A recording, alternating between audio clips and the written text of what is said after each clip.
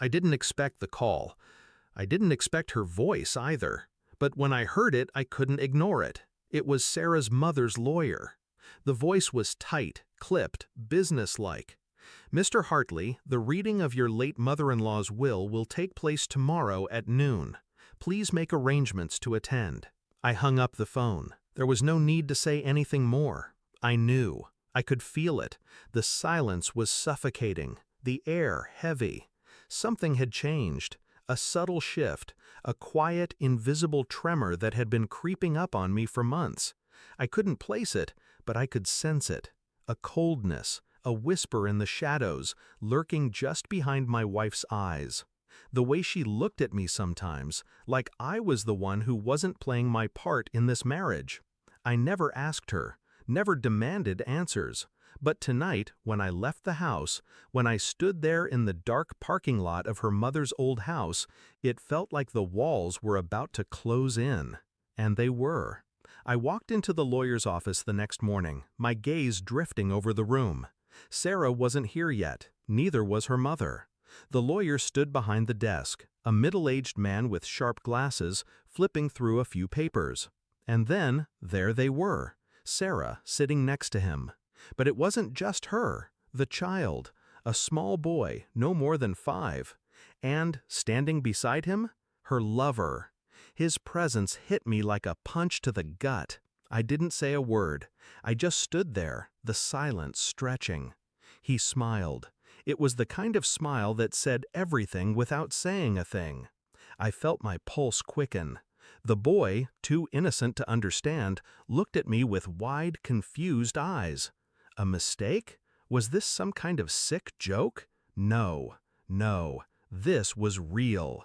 My wife, her lover, their son. I felt the betrayal like a blade twisting in my chest, but I didn't show it. I didn't react. Because I was already 3 steps ahead. I wasn't here for answers. I already knew. I was here to take back control. But I didn't say anything. I sat. I waited. And then the lawyer started speaking.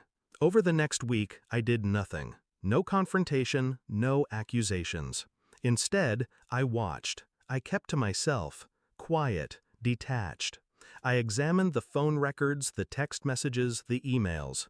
The evidence was there, waiting for me to see it. The late-night calls, the whispered conversations, the subtle smiles that Sarah and her lover exchanged when they thought I wasn't looking.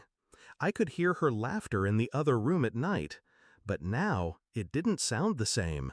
It wasn't the kind of laughter I remembered. I wasn't sure how long it had been going on. I didn't care, but I knew. The question wasn't about how long, it was about the child. And why? I sat in the darkness of my study one night, my fingers tapping the edge of my desk. A DNA test. Simple, final. It arrived a day later. The truth was confirmed in cold, scientific language. He wasn't mine. Not that I hadn't known it. I had known. I just needed the proof.